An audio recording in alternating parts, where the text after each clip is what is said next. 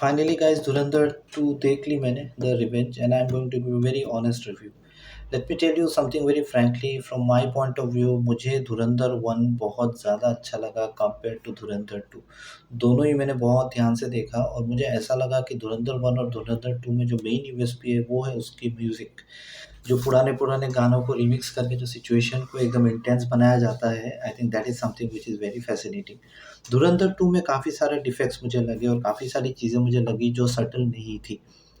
धुरंधर 2 में कुछ-कुछ सीन्स थे जिनको दिखाने की कोई ज़रूरत नहीं थी, बिल्कुल ज़रूरत नहीं थी। मोदी जी का taking oath, connecting that 6000 crore fake rupee scam with demonetisation और 60,000 करोड़ वाला जो है वो कहीं पे भी रिपोर्टेड नहीं है। तो this is actually totally cinematographic independence that Aditya Dhar has taken, but I think this was actually very much irrelevant।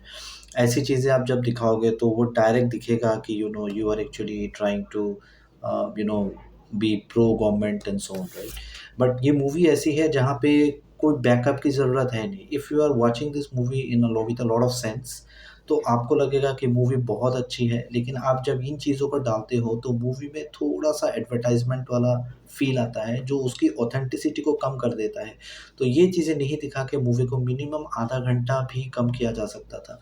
The final sequence, which was the fight between Arjun Rampal and अपना Ranveer Singh, and I'm not going to give you any spoilers, it was actually stretched a bit long, which I kind of did not like।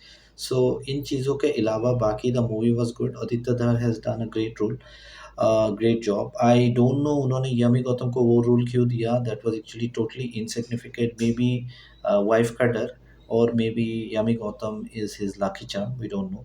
सो कुछ चीज़ें हैं जहाँ पे it seemed like it was not subtle. The point here was कि जब हम लोग धुरंधर 1 देखते हैं तो काफ़ी सारी चीज़ें सटल लग रही थी। 2 में लग रहा था ज़बरदस्ती कुछ चीज़ों को डाला गया है जिसका कोई भी रेलेवेंस नहीं है। जहाँ तक गवर्नमेंट एंड गवर्नेंस की सवाल है, देखो every government has got its pros and cons, हर जगह होता है। हमारे इंडिया में डेमोक्रेसी का फ़िलहाल सबसे बड़ा इश्यू जो है वो है कि we don't have a very strong opposition. और जब आपके पास स्ट्रॉन्ग ऑपोज़िशन नहीं होता, आपकी खुद की परफ़ॉर्मेंस भी गिर जाती है, हर टाइम ऐसा हो चुका है। So that is why you cannot just deny the fact that over the years, in the last 75-80 years, every government has contributed something or the other। It's not that a single government has changed everything, but her bar opposition बहुत strong था। लेकिन 2014 के बाद हमारा opposition इतना weak है कि even if something goes wrong, it seems like as if everything is right। Okay, so ये कुछ points है जो मैं बताना चाहूँगा। But overall, a good movie। Do like, share, and subscribe the channel if you like this review।